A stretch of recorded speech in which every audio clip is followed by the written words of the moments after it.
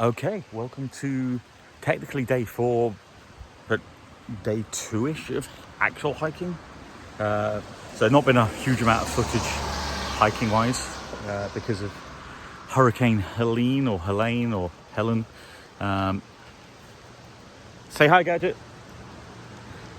So we are at Dix Creek Gap in Georgia, and we are looking to hike about 17 miles today to Unicoi Gap.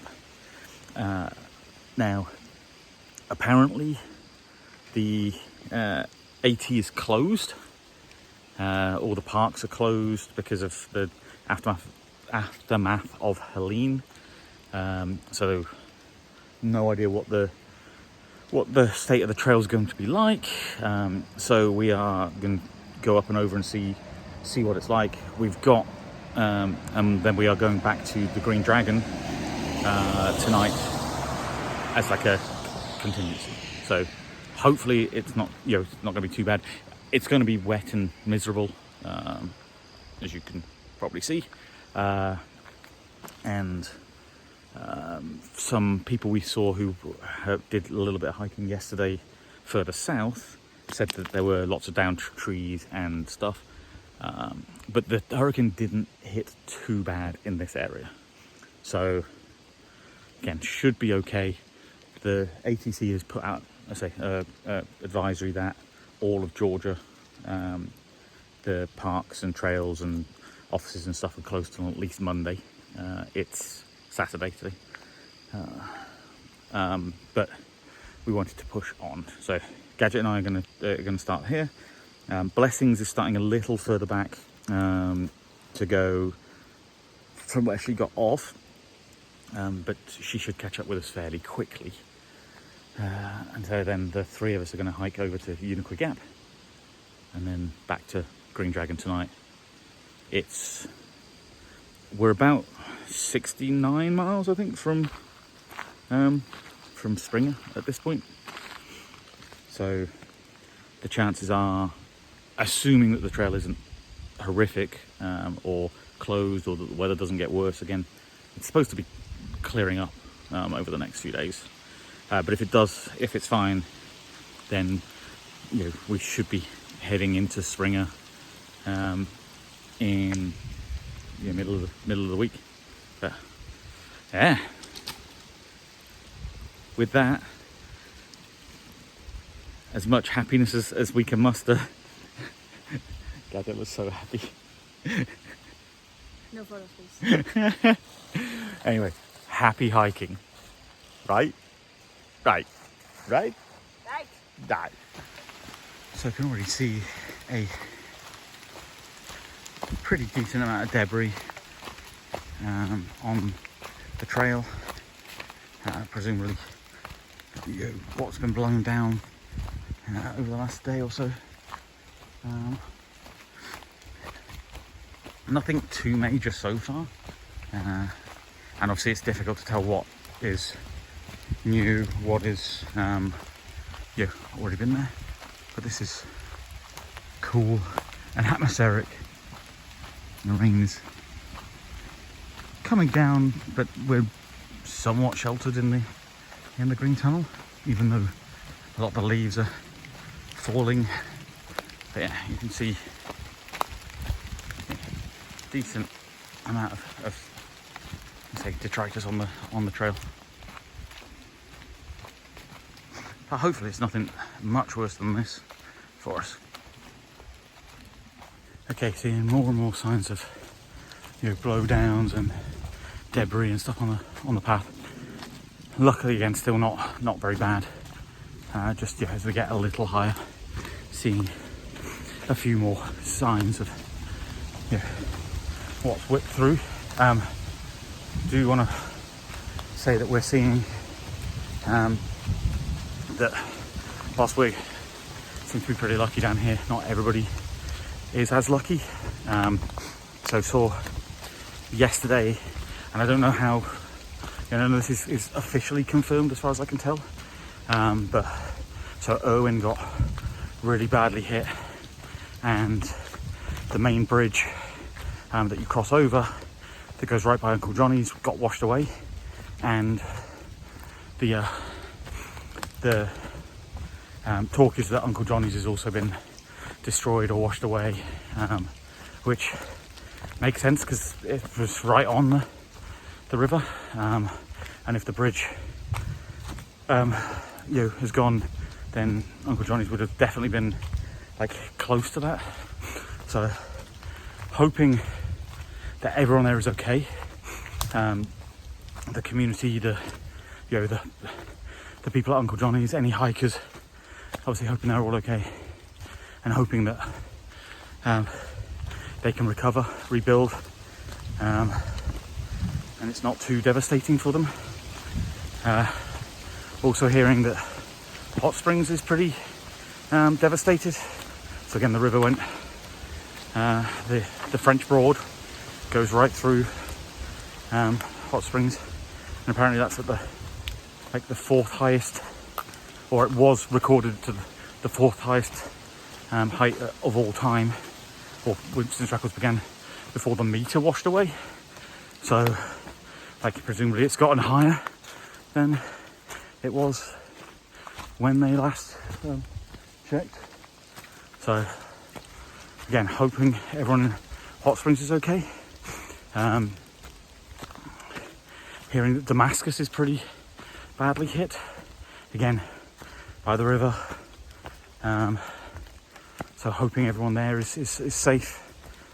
These communities are amazing and were particularly great for spots for me. I loved stopping off at Uncle Johnny's. I loved Hot Springs, loved Damascus, and I know, almost universally beloved.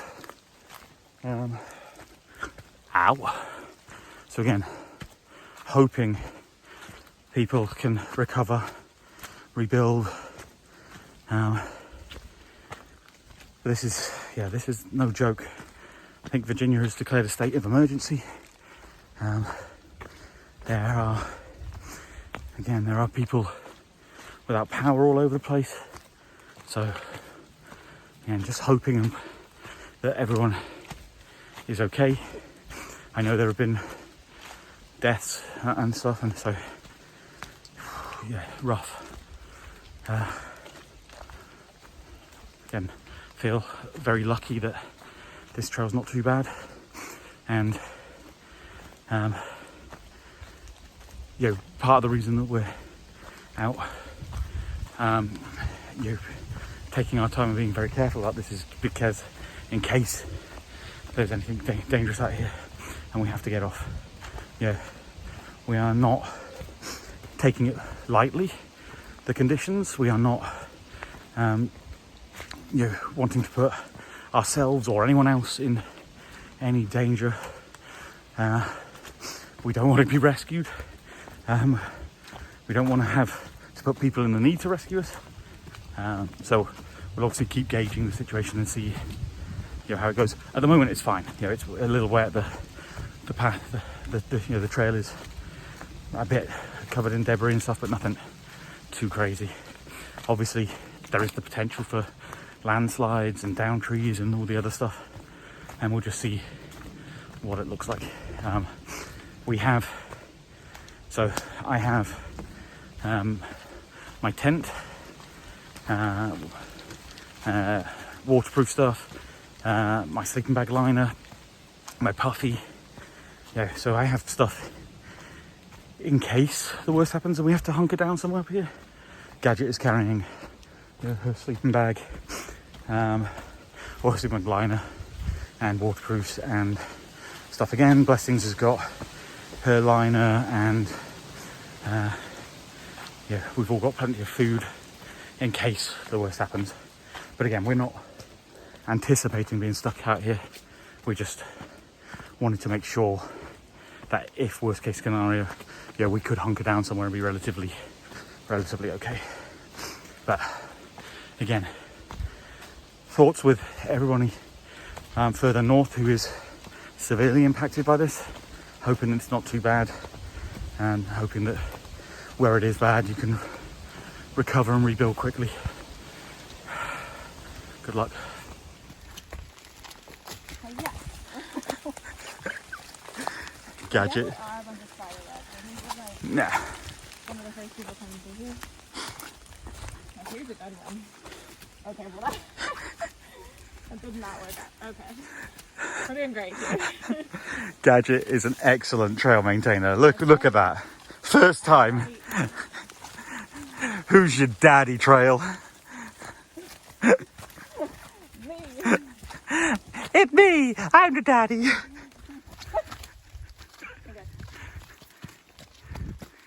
That's a big one. I'm just gonna use my hands for that one.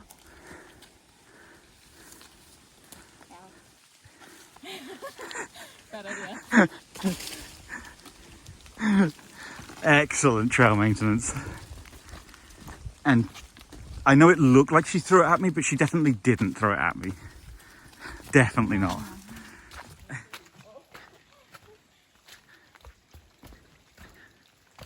I'm just filming because, and Gadget probably has already spoken about this, but this is the, this section here is just on the way down to Deep Gap Shelter. Now, that may not mean much to most people.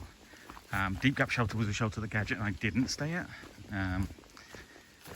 And when we came up this way, northbound, on somewhere on this section, as we huffed and puffed our way up this incline, very rough climb for me, I remember. But somewhere up here, we met a wonderful young hiker by the name of Jess, who many of you will know later became Sassafras. And it was in this section that we met her, and then hiked kind of up and down into the gap where we all got picked up by the Hiawassee, the Hikawassee bus, and taken into town. She got dropped off at her hostel. We went to the Green Dragon, or no, we went to Mayor Monday in town, or something. But I can't remember. But whatever. This was when we first met Sass, and again on that bus was where Gadget remembered seeing her Nalgene, Sass's Nalgene, that we then later found and returned to her, and then that started the start really of that tramley. And it all started again as we huffed and puffed our way up this hill, and she caught up with us because she was fitter and better than us at that point, and all points better than me. But yeah, it's crazy to think that this was where we met her, like on day 7 or something, in weather fairly similar to this, although a lot colder.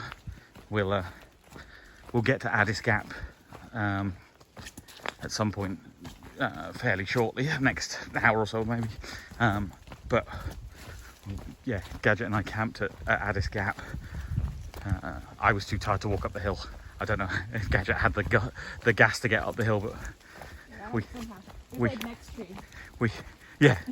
and we camped at Addis Gap, and we had an ice storm in the middle of the night.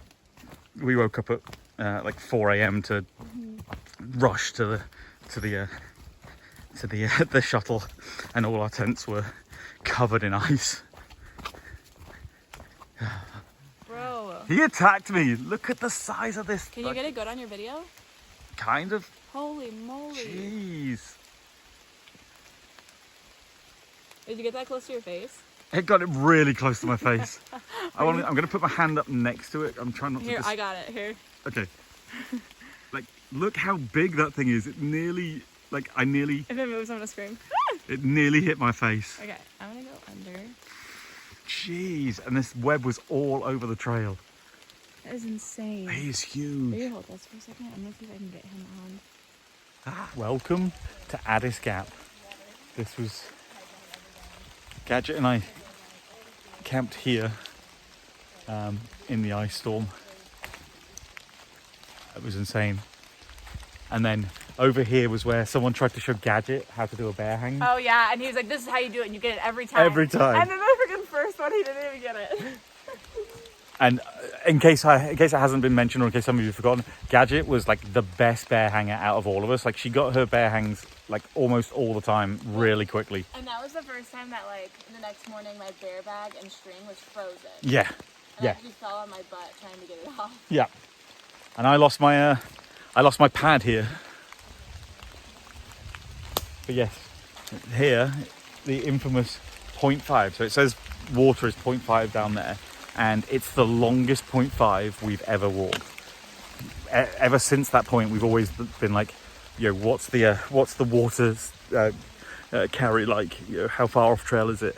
And Addis Gap was always the unfavourable comparison for how far we might have to go. Sorry, I'm just checking because I feel after that spider encounter, I feel like I've got spiders all over me. But yeah, this is Addis Gap. Whew. Crazy.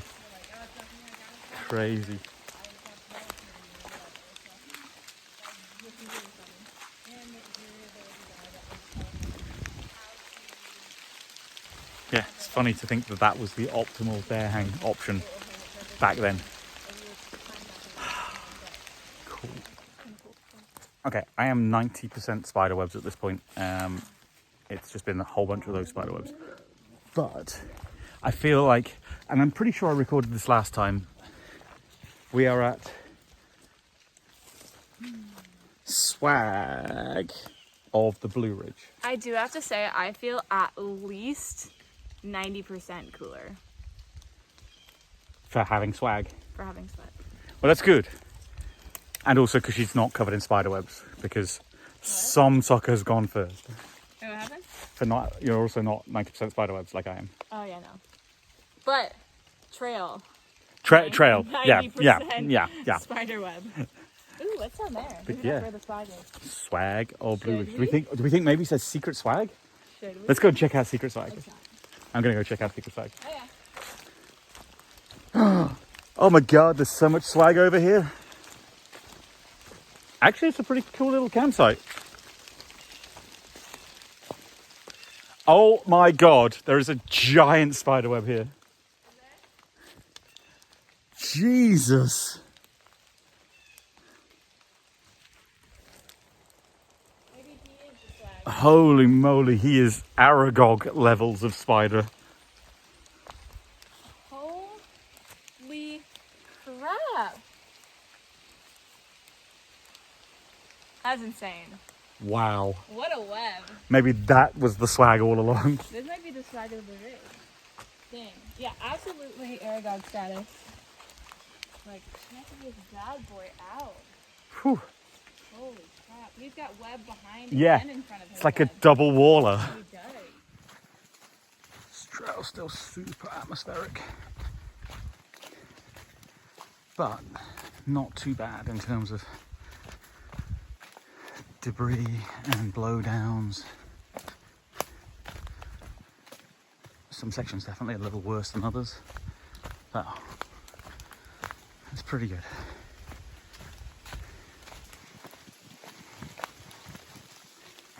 Okay, we are climbing up Trey Mountain.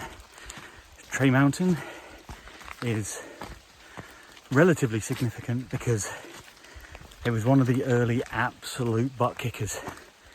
And so, while, that was a rough day, it's interesting to see, or I'm very interested to see how easy or difficult we find it now. Now, we're not going the same way up it,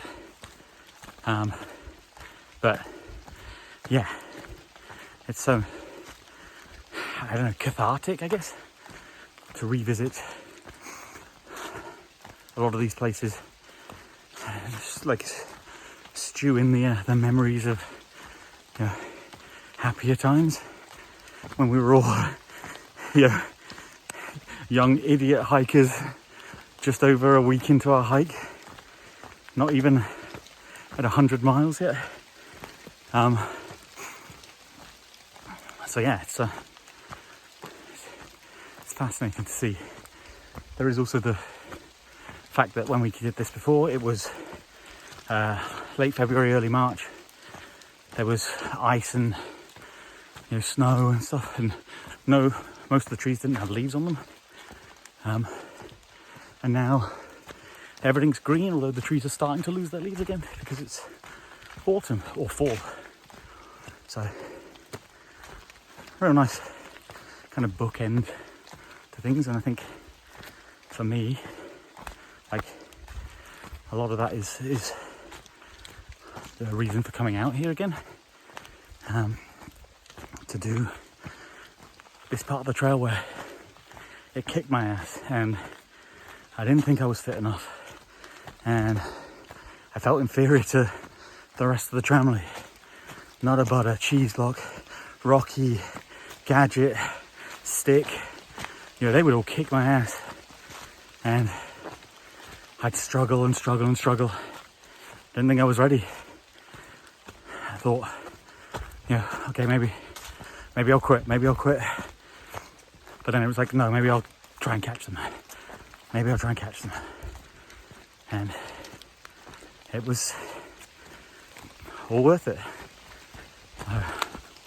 Yeah, so up Trey, got like a 1.5 mile thing to the top. So be interesting to see when we're there. I mean, there's no view to see, but I'm also not sure what's going on with my hair.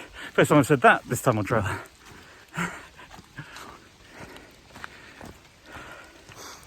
It feels good. Wow, check out that color. Holy moly, it's orange. That is a vibrant orange. Okay, I may have made a little bit of a mistake in not ponchoing up after leaving Trey Mountain Shelter, where we stopped to have a bite to eat. Didn't think it was raining heavily enough to warrant the poncho, and I'm now drenched. So it's kind of too late to put the poncho back on, just because I'm already soaked. But yeah, that was foolish. But that said, it's not particularly cold. I think, what did you say it was 60 degrees? Huh? Did your temperature thing say it was 60 degrees? Yeah. Yeah, so it's not cold, just I'm a little damp. Little damp soap. We've got we had about 6 miles to go from Trey Mountain to Unicoi Gap. We were originally going to wait for Blessings, because she started a little bit further back because she's obviously doing the miles to finish up her through hike. But there's just, it's such a grim and miserable day that we've decided, we texted her to see what she wanted to do, and she was like, no, push on, it's fine. So we're going to push on, get to Unicoi Gap, and then hopefully get a shuttle out with Bill and Donna back to Green Dragon. So yay, awesomeness, but also nice to get back into the dry. It's still not particularly bad here in terms of impact from the hurricane. We've just seen, when we stopped, we got some footage through of Hot Springs, and as I kind of mentioned earlier, like, it got badly hit, and seeing the footage of downtown Hot Springs, where the tavern on the river and the Outfitters and the cute little coffee / art shop, the brewery, the post office, all those places that we spent a bunch of time in, just looks absolutely devastated and gutted. There's water everywhere there. If I can find some footage, I'll post it in here. Although obviously this will be well after the fact. But again, just to echo what I said earlier, like, thoughts go out to the whole of that hot springs community, the businesses, the families, the people who live there. Hopefully everyone's okay. Hopefully they'll get a chance to rebuild and recover from this. I don't know how quickly that'll be possible. I feel sorry for any future AT through hikers who maybe don't get a chance to experience hot springs because maybe the trail doesn't route through there, like at least maybe not next year. I don't know, it's just difficult to think about that. It's just an overwhelming sadness at the fact that somewhere that we, as a tramley, we loved, we joked and laughed every time we hit a minor inconvenience. Oh, my shoelaces are untied. Oh well, back to hot springs. Oh look at this hill we've got to climb. Oh well, back to hot springs. It was our comfort zone. It was our happy place. We loved that town so much. It was beautiful there. And it's really sad to see it. Yeah, to see it like the footage is showing it. So again, hope everyone's okay. So beautiful.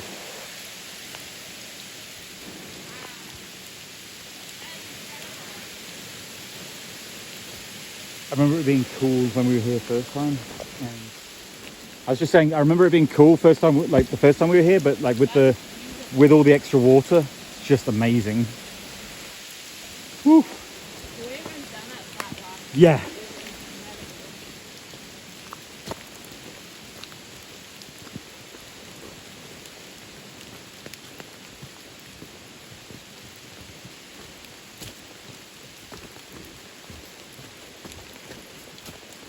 Just such a beautiful section again.